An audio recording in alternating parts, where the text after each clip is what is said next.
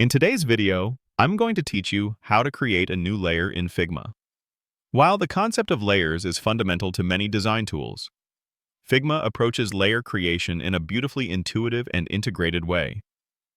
Instead of needing to explicitly click a new layer button or select a specific menu option to add a layer, Figma simplifies this process significantly. The core principle to understand is that in Figma, every single element you introduce to your canvas automatically and instantly becomes its own distinct layer. This means that whether you're starting a new design or adding to an existing one, the moment you draw a frame, that frame is not just a visual boundary, it's also a recognized layer in your project. Frames are often the foundational elements in Figma, serving as your artboards or canvases where all other design elements reside.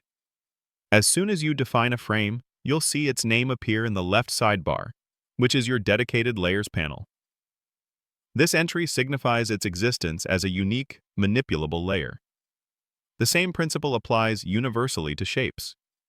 If you decide to add a rectangle, an ellipse, a polygon, or even a complex star shape to your design, Figma doesn't require an extra step to create a layer for it. The act of drawing that shape inherently creates a corresponding layer.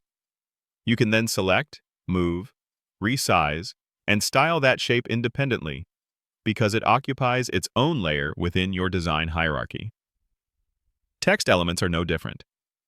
When you use the text tool to type a headline, a paragraph, or a small caption, that entire text block is automatically placed onto its own layer. This allows you complete control over its font, size, color, alignment, and other properties without impacting other elements on your canvas. It's a non-destructive approach that empowers you to refine your typography with ease, and this concept extends to any object you might work with. This includes images you import, components you instance from your design system, or even groups of elements you've combined. Each of these, upon creation or insertion, immediately registers as its own individual layer in your Layers panel.